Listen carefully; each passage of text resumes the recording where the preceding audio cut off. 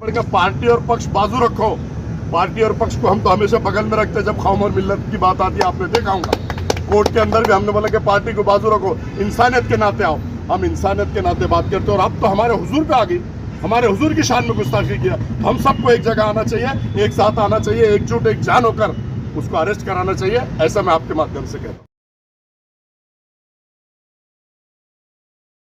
और भोलू बाबा पे अभी तक कार्रवाई नहीं हुई।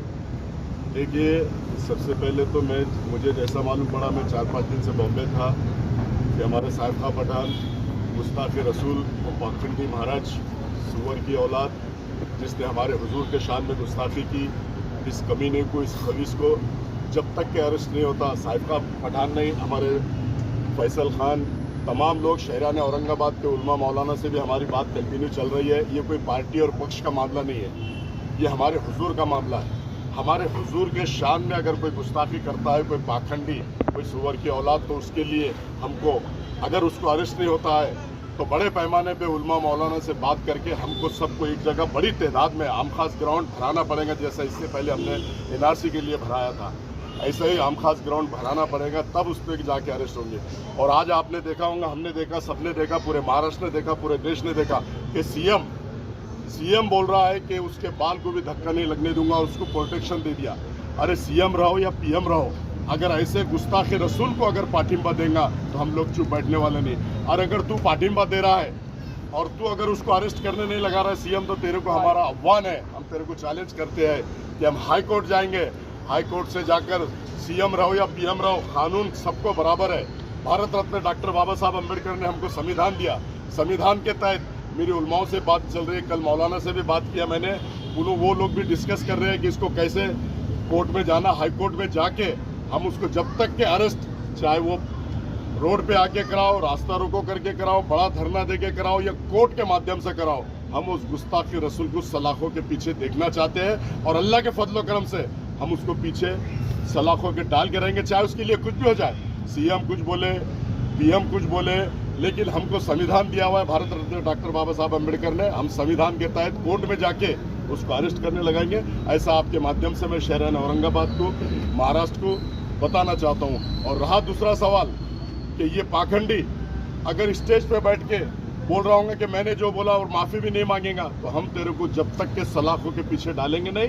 हम पूरा मुस्लिम समाज एक जगह एकजुट, पार्टी पक्ष को बाजू रखो, पार्टी और पक्ष सबके बाजू रखो। कौम और मिल्लत के लिए हुजूर के शान में जिसने गुस्ताखी किया, जब तक कि हम उसको सलाखों के पीछे नहीं देखते, हम चैन से नहीं बैठेंगे। आज साहिब खान पठान बैठे, कल कोई और बैठेगा, परसों कोई और बैठेगा। हम सब के लिए, गुस्ताखे रसूल के लिए हम हर बार, और कौम और मिल्लत के लिए हम हर बार आगे आते हैं और हमेशा आगे आते रहेंगे जब तक कि वो महाराज को अरेस्ट नहीं होता। हम हर माध्यम से धरने, मोर्चे, आंदोलन, रास्ता रोको, हाई कोर्ट भी जाना पड़ा तो हम हाई कोर्ट भी जाने की तैयारी चढ़ी। मौलाना से मेरी कल बात हुई, अल्लाह के फजलो करम से हम कोर्ट में जाके उसको अरेस्ट कराएंगे। आपके माध्यम से मैं ऐसा कहना चाहता हूँ। साहब, अपने पश्चिम के जो आमदार है संजय सिरसाट, उन्होंने पत्रकार परिषद लेके जो तो महाराज का समर्थन किया है, क्या बोलेंगे? अरे संजय सिरसाट को बोलना, पहले स्टडी कर ले, उसने क्या बोला, तू क्या बोल रहा, पढ़ लिख ले, उसके बाद बात कर। हमारे हुजूर के शान में अगर तू भी अगर बोलेगा, हम तेरे को भी छोड़ेंगे नहीं, तेरे लिए भी हम रास्ते पे आएंगे। और हम जब तक के महाराज को अरेस्ट नहीं करा रहे, चाहे संजय सिरसाट हो, चाहे मुख्यमंत्री हो, चाहे पीएम हो, चाहे सीएम हो, चाहे इन्हीं बड़ी कोई भी मिनिस्टर हो, हमको संविधान मिला हुआ, हम संविधान के तहत लोकशाही माध्यम से हम धरना, मोर्चा, आंदोलन करेंगे। हम लोकशाही माध्यम से हर काम करेंगे। हम कानून को हाथ में लेने वाली बात हम ना करते ना करेंगे। हम उसको लोकशाही पद्धति से, जमहूरियत है हमारे देश में, उसके तहत हम उसको अरेस्ट करा के रहेंगे, ऐसा हमारा स्पष्ट बोलना। और ये बीजेपी की चाल है, ये संजय सिरसाट जो बोल रहा, वो तोते के जैसा, उसने जो बोला महाराज ने उसका समर्थन कर रहा, सीएम उसका समर्थन कर रहा, तो समझ जाओ बीजेपी के पैर के नीचे की जमीन खिसक गई, सेना के पैर के नीचे की जमीन खिसक गई। अब ये हिंदू मुस्लिम करके, हिंदू मुस्लिम लाइन ऑर्डर खराब करके बड़े पैमाने पर दंगल कराने का षड्यंत्र बीजेपी का है, स्पष्ट आपके माध्यम से मैं कहता हूं। और बीजेपी के इस षड्यंत्र को हम सक्सेस नहीं होने देंगे।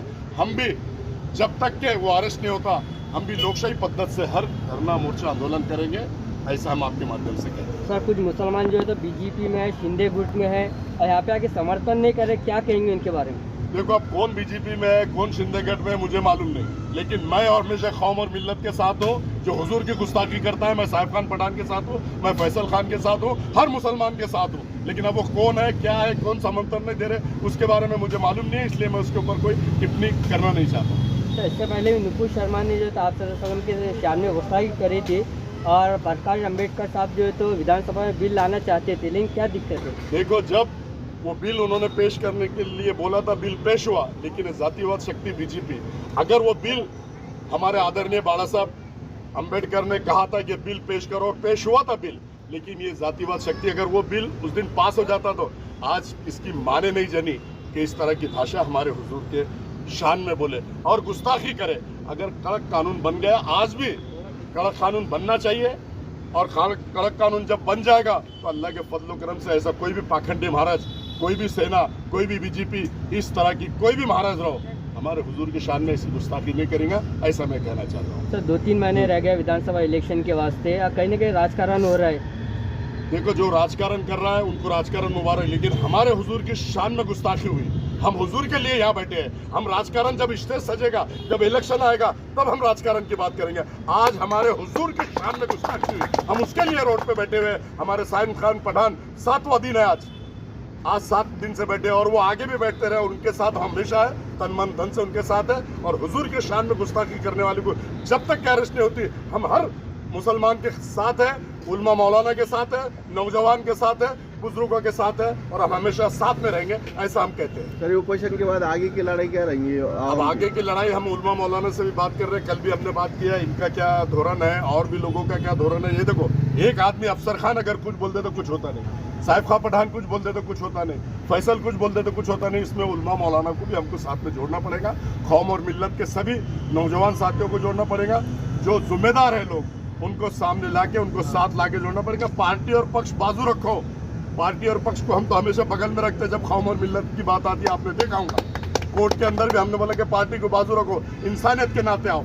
हम इंसानियत के नाते बात करते हैं, और अब तो हमारे हुजूर पे आ गई, हमारे हुजूर की शान में गुस्ताखी किया। तो हम सबको एक जगह आना चाहिए, एक साथ आना चाहिए, एकजुट एक जान होकर उसको अरेस्ट कराना चाहिए, ऐसा मैं आपके माध्यम से कहता हूँ। सर औरंगाबाद वासियों को क्या अपील करेंगे? औरंगाबाद वासियों को ये अपील करूंगा कि भाई कानून को हाथ में मत लो, क्योंकि ये लोग चाह रहे हैं, सेना बीजेपी की चाल है, कानून को हाथ में मत लो। अपने को भारत रत्न डॉक्टर बाबा साहब अम्बेडकर ने संविधान दिया, संविधान के तहत लोकशाही पद्धति से हमको धरना, मोर्चा, आंदोलन करो, और अगर उसको अरेस्ट नहीं होती, सीएम उसको अगर पाठिंबा दे रहा है, उसको सुरक्षा बढ़ा रहा है, तो हमको हाईकोर्ट का दरवाजा खटखटाना पड़ेगा, और अल्लाह के फजल करम से हम खटखटाएंगे और उसको सलाखों के पीछे भिजाने का काम हम करेंगे। हमारा 7वां दिन ऑपरेशन का क्या सरकार की तरफ से आपको आश्वासन दिया गया है? आज पत्रकार महोदय साहब ने जो अफसर खान साहब को एक बड़ा प्रश्न पूछा, और बड़ा बेहतरीन प्रश्न है।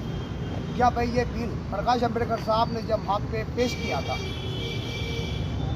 था, अफसर साहब, मैं आपको बताना चाहता हूँ, ये सरकार अगर से बिल पेश करती थी तो आज बीजेपी पूरे हिंदुस्तान में नज़र नहीं आती। अगर से ये बिल पास कर लेंगे, और बिल पास कर लेंगे, तो ये बीजेपी, इसका नामो निशान मिट जाएगा। ये तो चाहती है कि इससे ऐसे बिल पास ना हो, ये तो चाहती हिंदू मुस्लिम हो, मार्केट के अंदर हिंदू मुस्लिम की लड़ाई हो, आपस में यानी तोड़ पैदा हो, बीजेपी चाहती है, मकसद ये। लेकिन हमारे हिंदू भाइयों को समझ में नहीं आ रहा है, ये खुद इनके बच्चों का भविष्य खराब करने को लगी हुई है। तुम सिर्फ जय श्री राम का नारा लगाओ, तुमको सिर्फ इसलिए हमने पेश किया गया है। मेरे हिंदू भाइयों, ये जय श्री राम का नारा लगाने से तुम्हारे बच्चों का भविष्य सुधरने वाला नहीं है। आज भी सुधर जाओ। हमारे अगर से देश की तरक्की चाहते हो तो आपस में आपको जो है तो अपने को जोड़ पैदा करना पड़ेगा, तोड़ नहीं। ये सरकार चाहती है कि तुम आपस में जोड़ पैदा करो, और हम हुकूमत करेंगे। आप देखने को मिलता है, तुम्हारे बच्चे टमाटे बेच रहे, तुम्हारे बच्चे हथगाड़ा लगा रहे, तुम्हारे बच्चे जो तो खेतों के अंदर काम कर रहे। यही सरकार चाहती है कि तुम छोटे तबके पे है तो छोटे तबके पे रहो। सरकार खुद नहीं चाहती कि तुम्हारे बच्चे का भविष्य बन सके। ये मंशा सिर्फ सरकार का है, और हमारी सरकार चलाना है तो हम सिर्फ जात पात, भेदभाव, मस्जिद, मंदिर यही करते रहेंगे। तो मेरा अदमन गुजारी है, तमाम औरंगाबाद के नहीं पूरे हिंदुस्तान के मुसलमानों को एक जगह आना पड़ेगा, और सरकार पे प्रेशर ला के ये बिल को पास कराना पड़ेगा। जब ये बिल पास होगा, और ये धरना हमको यहाँ नहीं, दिल्ली के संसद के सामने करना पड़ेगा। कि धरना हमको राष्ट्रपति के सामने करना पड़ेगा, लाखों की तादाद के अंदर वो धरना रहेंगे तो सरकार खुद मजबूर हो जाएगी ये बिल पास लाने के ऊपर। साहब डिविजनल कमिश्नर तरफ से आपको क्या आश्वासन मिला अभी इतने दिन से? छठा दिन है मेरा आज, छठा दिन, 7वां दिन आज चल रहा है। तो आज सरकार ने इसके ऊपर कोई एक्शन नहीं लिया। ये मेरे समझ में नहीं आ रहा कि सरकार के ऊपर क्या दबाव आ रहा है, सरकार के ऊपर क्या प्रेशर आ रहा है। आज की तो मैं बोलता ना, ये सरकार जो है तो ये राजकीय लोगों के ऊपर चढ़ रही है, राजकारणी लोगों के ऊपर चढ़ी, वो जैसा हुक्म करेंगे। लेकिन इनको खुद को अपना पावर नहीं मालूम है, ये खुद उनकी हुकूमत के गुलाम बन चुके हैं। तो मेरी सरकार से ये अदमन गुजारिश है, इसके ऊपर फौरन जो है तो निर्णय लिया जाए और फौरन इसको अटक किया जाए। फैसल साहब क्या बोलेंगे? आप विभागायुक्त कार्यालय से आपकी मुलाकात भी हुई, क्या आश्वासन दिया था आपको विभागायुक्त? देखिए, आज का 7वां दिन है और 7 दिन तक सरकार की कान पे जू तक नहीं रहेंगी। इसका कारण एक ही है कि आज हमारे पास लोग नहीं है, यहाँ सर नहीं है। अगर सरों का समंदर यहाँ आ जाए तो क्या वजह रहेंगी, क्या हरकत रहेंगी कि कोई रोक सके इनको? सरकार को खुद यहाँ आके घुटने टेकना पड़ेगा। जिस तरीके से जरांगे पाटिल ने घुटनों पे टिका दिया सरकार को, हमें भी सरों के समंदर यहाँ गिनाना पड़ेंगे। देखिए, राजकारण के अंदर और जो अपना संविधान होता है उसके अंदर जो है, आप सर जब तक नहीं गिनाएंगे, जब तक आपकी कीमत नहीं गिनी जाएगी। तो मैं मेरे शहरवासियों से और ख़ास तौर से नौजवानों से गुजारिश करूँगा कि आप आइए यहाँ, आप आइए, अपनी मौजूदगी को दर्ज कराइए। अपनी मौजूदगी यहाँ दर्ज कराएंगे जब भी सरकार घुटनों पे टेक आएंगी, जब तक घुटनों पे आने वाली नहीं है। और ये 7 दिन तो नहीं, 70 दिन हो या फिर 700 दिन हो, इंशाल्लाह जब तक उस ढोंगी महाराज को सज़ा नहीं हो जाती, जब तक हम यहाँ से हटने वाले नहीं हैं।